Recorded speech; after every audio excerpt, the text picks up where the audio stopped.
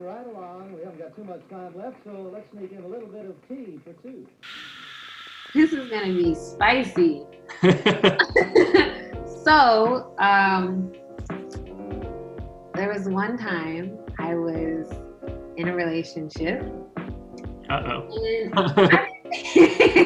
I didn't want to hack. I didn't want to try and breach their system, but they made me very suspicious. And I was like, okay, I'm gonna try and get in for fun. Which is why I'm trying to make cybersecurity a little bit more mainstream than what it is. Not a lot of people know about it, and they don't really take security seriously until it's too late. They're hacking everyone's packages to come to them.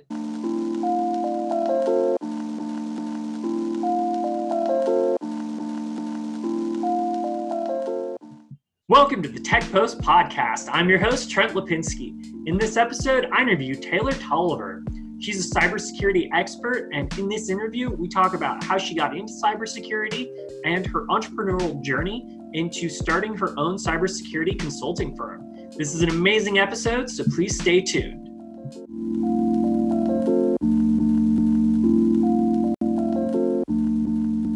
Welcome to the podcast. I'm here with Tailor. Tell us a bit about who you are and what you're working on. So yes, my name is Tailor Tolliver.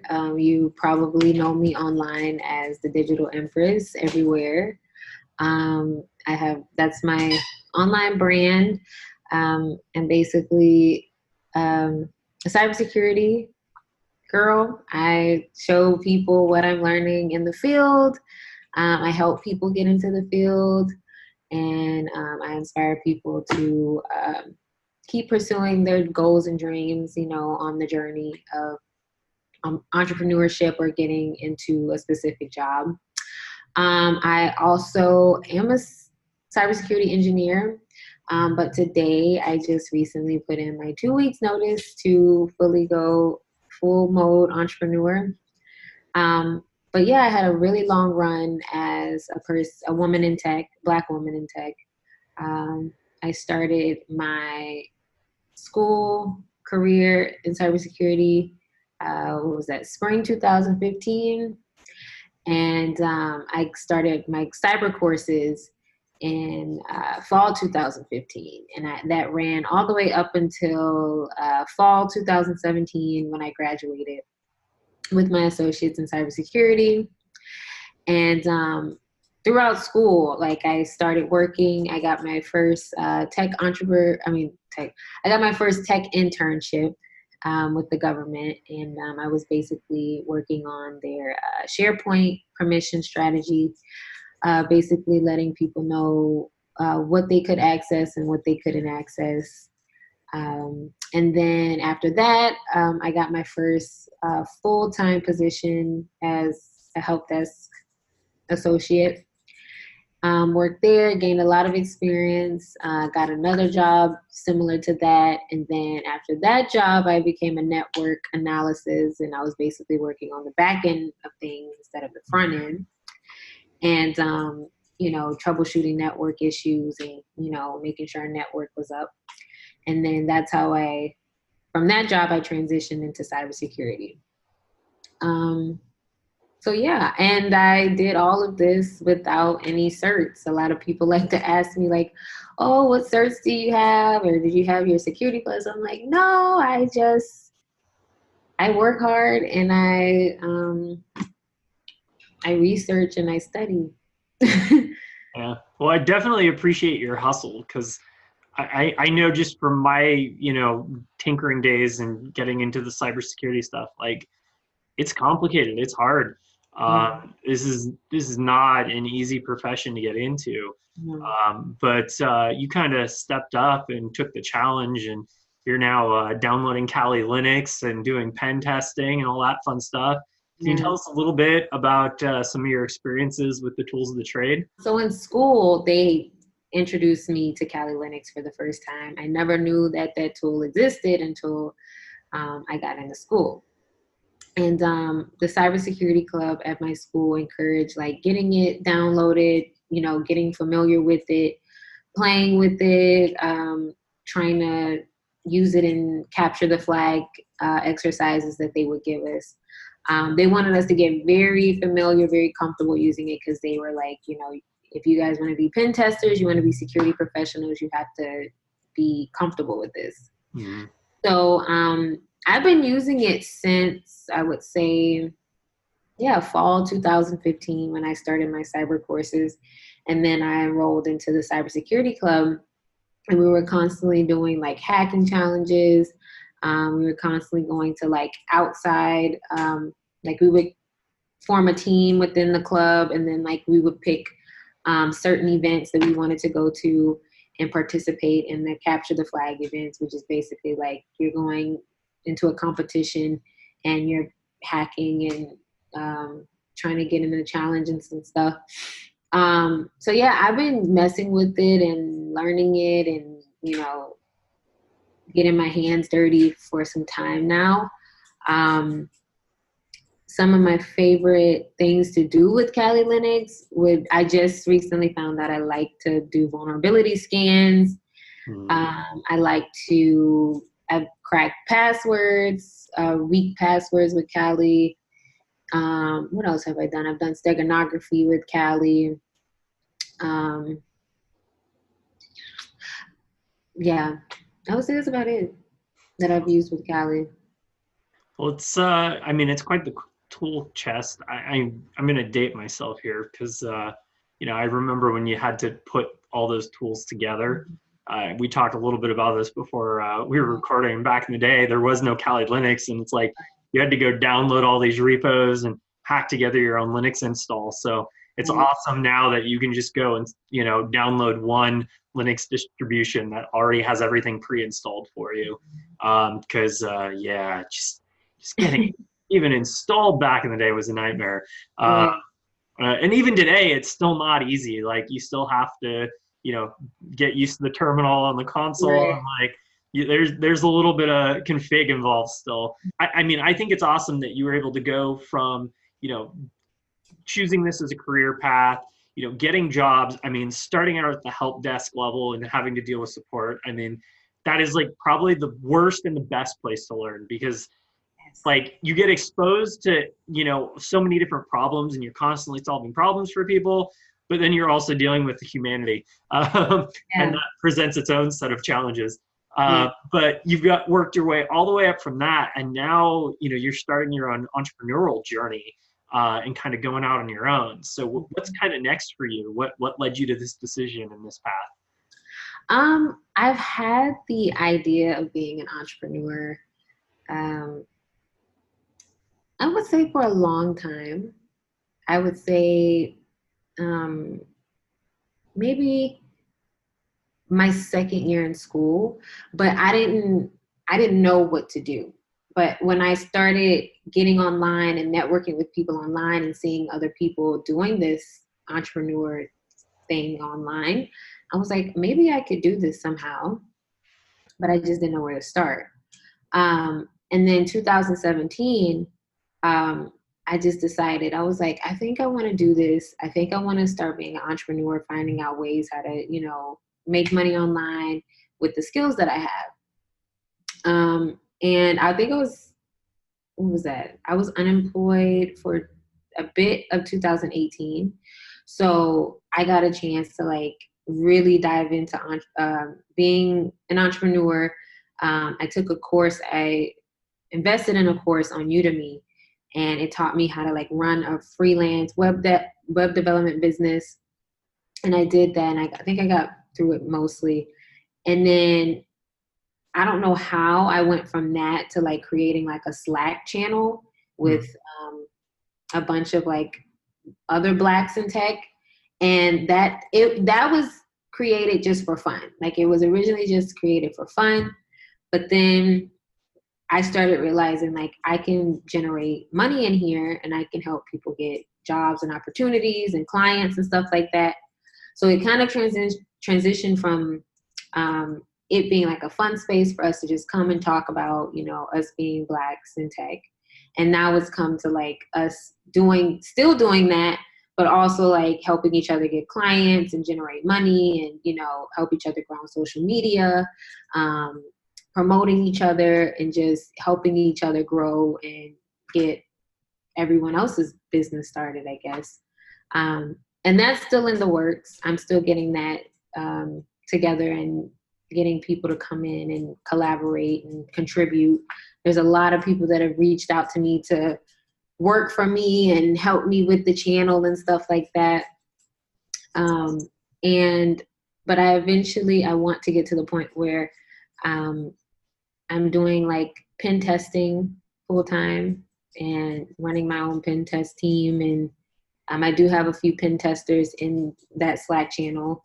And we've talked about, you know, running our own, you know, little team and getting projects and working on them together. So I ultimately, when it's all said and done, my overall end goal is to be a pen tester full time, working for myself and having like a little team that I run within my Slack channel. And we, you know, just work on bugs and stuff like that. And then I also want to get to the point where I'm showing people or telling people my tips and about my journey to getting here on my YouTube channel. Because a lot of people are always asking me like, oh, you know, how do you do this? How do you do that? So I want to give them exposure to see me, especially Black women like me that think like we can't do it, or, you know, they can see someone who's actually doing it and they can hear about me just getting where they want to be. And I'm making their process easier by going through it and then telling them what's going on so they can have an easier path and more clear understanding of how to get where I am. So educating people and creating value for them. Yeah, basically that's what I like to do. Yeah. I mean, there's so many ways to do that with, you know, there's these, what is it called? The learning management systems that are out there. You mentioned yourself, you did Udemy courses. There's platforms like that. And there's so many different avenues to be able to do that now. Didn't even exist a few years ago. It's crazy how much like educational materials are out there and how the education landscape is changing. And it's really people teaching each other just as much as it is like, hey, go to this school or go to that school. It's now like, all right, let's help each other and build a community and figure out how to do this together. Right. Can you talk about like some of your experiences, you know, working with the Black community and helping them kind of get these jobs and these projects? Do you have any insight there? Yeah. I think before like all of the digital, you know, and online information, it was a bit hard for us to kind of get into this space.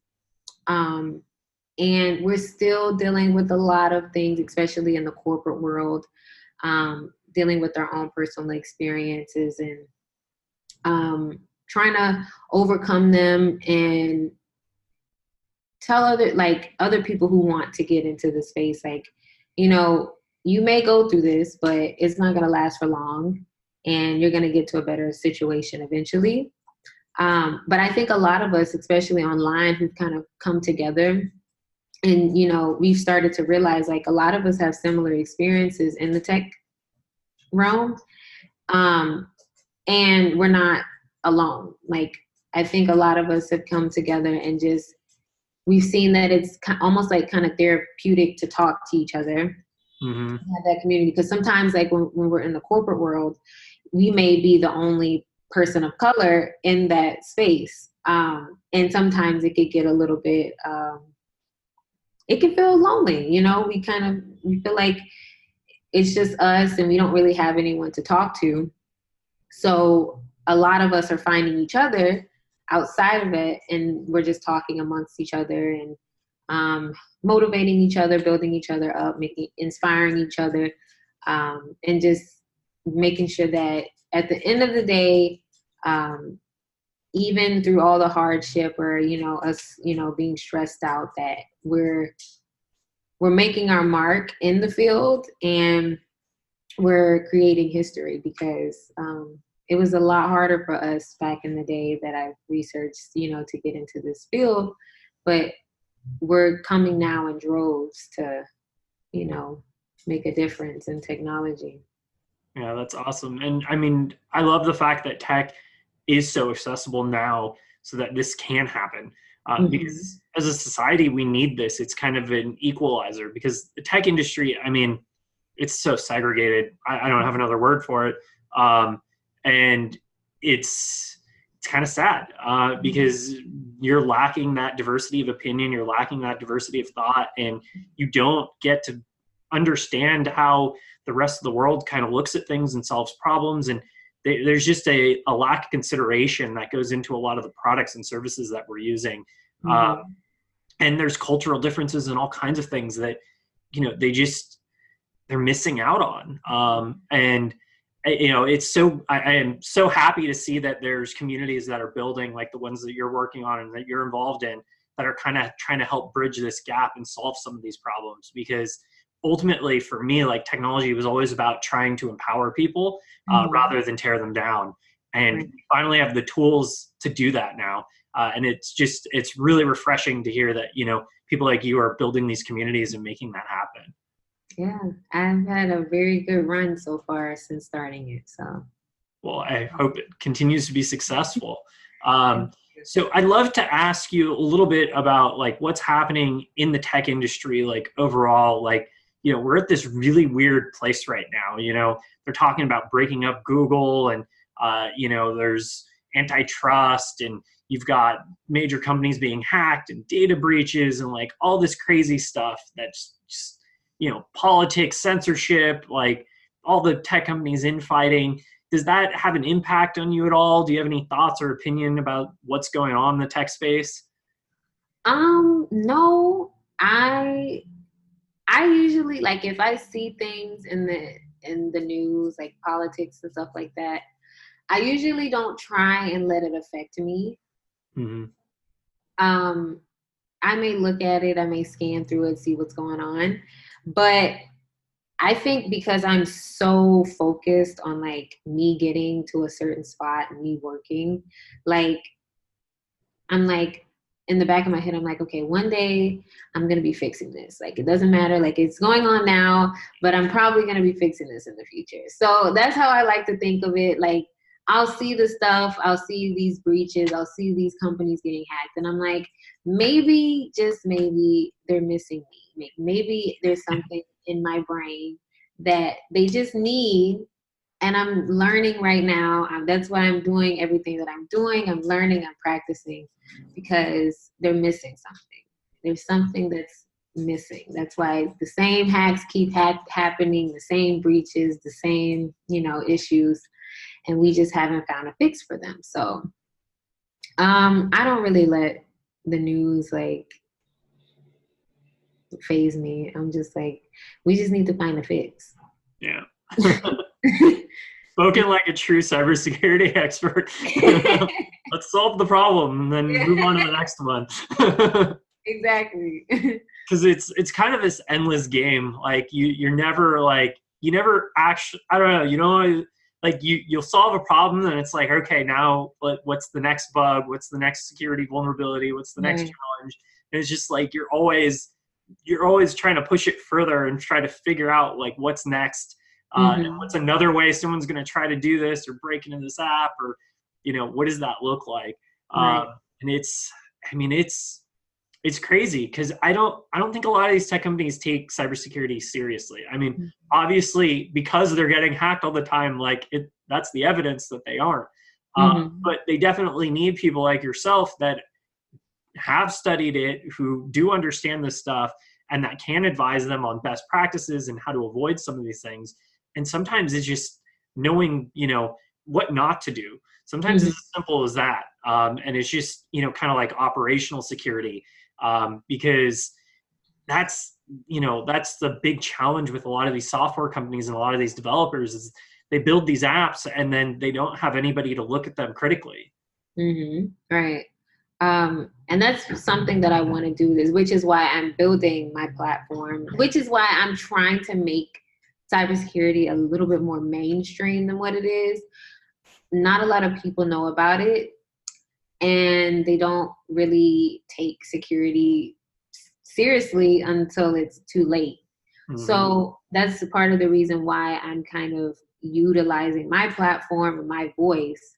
So when people see me, they're automatically think security. Like, I need to be on top of my game when it comes to security.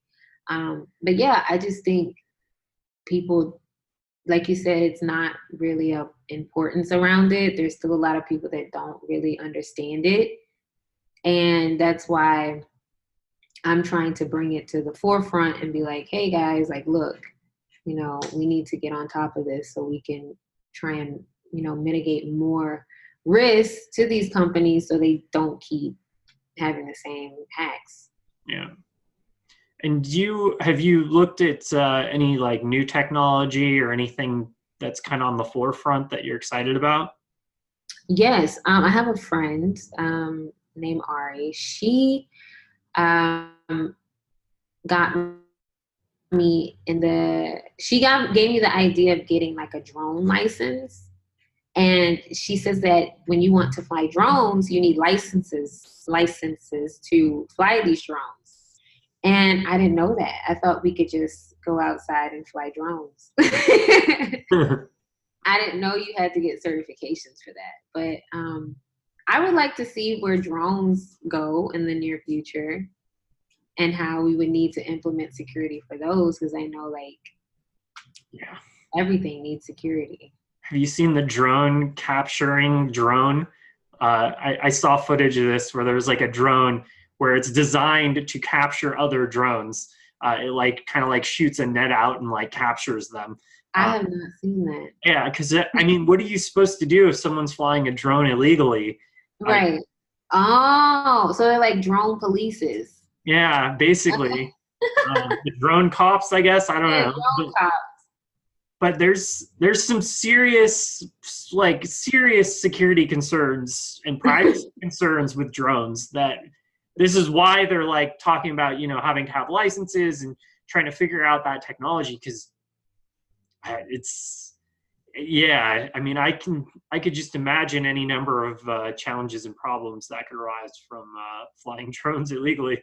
Yeah, and you see, I have like a bunch of windows. Someone could be flying a drone and looking at everything in my place. So yeah, I could imagine in Hollywood and like the paparazzi and that kind of scenario as well. And I mean, you could fly a drone outside a skyscraper with a tech company and, you know, zoom in on someone as they're entering their password or there's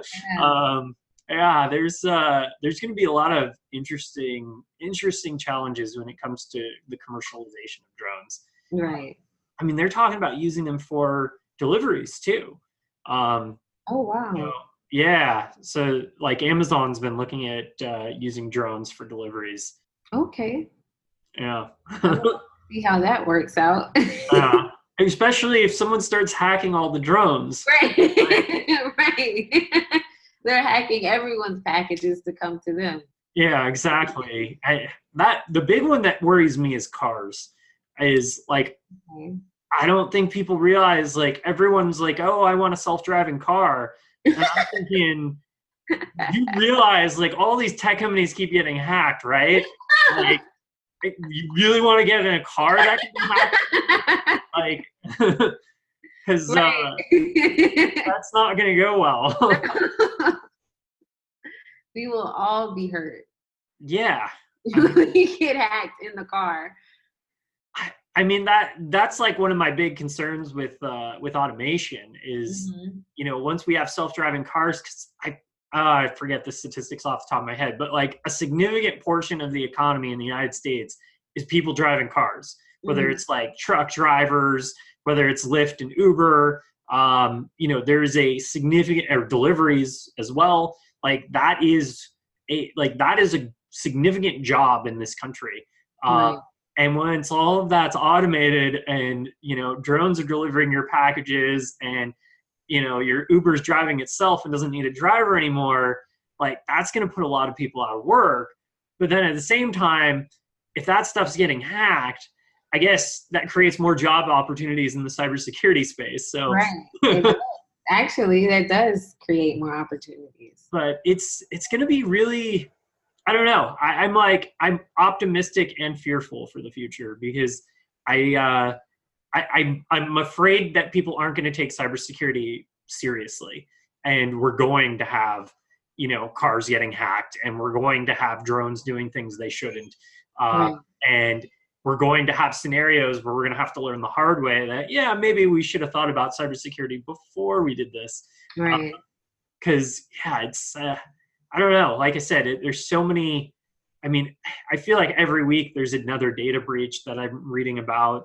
And I kind of like gave up. I mean, even my mom had she was a part of the Facebook hack. And like now her phone blows up all day with like all these crazy like phone calls because her information got sold. Like it's somewhere out on the dark web, and she's getting like calls in other languages and stuff. And it's like, wait, like, why would you buy that? And then like, you're obviously, if you're buying that Facebook data that leaked, like, like she's in the United States, why are you calling her in Chinese or like, I don't know, like she's not going to understand. Like, so I just, it's crazy that we're already to the point where that happens, where these major tech companies are already getting hacked, our data is being sold. And it's all because they didn't take cybersecurity seriously. No. Stole, like kept passwords in plain text, just like sitting there on a server. Yeah.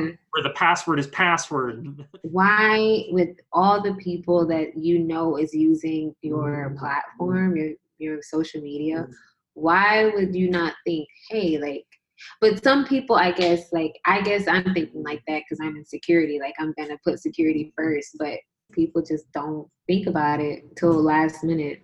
So what's some time in your life that you've actually had to hack into something?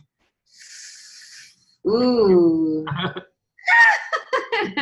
This is going to be spicy. So, there was one time I was in a relationship. Uh-oh. And I didn't want to hack. Like, I didn't want to try and breach their systems. But they made me very suspicious. And I was like, okay, I'm going to try and get in for fun. So basically, I talked to my friend, and she gave me like a tip on how to like get into their iCloud. And I'm not going to share that because I don't want to, Yeah, you don't have to share the tip. So I tried the tip and it actually worked. But I really didn't have to do that because I don't know how I did it, but I guessed his passcode. And I got it right. And I got in his phone. And I found some things in there that I didn't want to see. And yeah, that is the time that I have had to like seriously like hack into something, not just for fun, but to actually get in there and see what was going on. So I think girls are very good at doing that. Do you have any regrets in doing this, or did you see what you needed to see to? I saw what I needed to see. I wasn't like, I had already suspected it. Yeah. So I was just kind of like, okay, but I'm in a new relationship now, so we're good. Yeah. Awesome. Well, do you have any final thoughts before we wrap up? I just want to tell people, if they have any cybersecurity questions or they want to reach out to me and they're trying to get into the career field, I'm here. I do YouTube. You can find me everywhere online by Digital Empress. And since I put in my 2 weeks today and I'm going full entrepreneur, I can like talk to you guys all day. And now I have time to, do consultations all day and answer your questions without getting stressed out. So, yeah. And that's at Digital Empress on Twitter. And is that also your YouTube? Yes, Digital Empress on YouTube, Digital Empress on Twitter, Instagram, and my GitHub is actually the Digital Empress. So you guys can go and see like my code and security test on GitHub. Very cool. Yeah. Well, it's been a pleasure having you on. Thank you. Thank you for having me. Thanks for watching another uncensored episode of TechPost.io. I'm your host, Trent Lapinski, and don't forget to subscribe to us on YouTube and hit that little notification bell next to the subscribe button so that you can get notified when we release new episodes. You can also find us on iTunes, Google Play, and other social networks, including Twitter and Facebook, at TechPost.io, and you can find me personally at Trent Lapinski. Once again, I'm Trent Lapinski, and this has been another great episode of TechPost.io. We'll see you soon.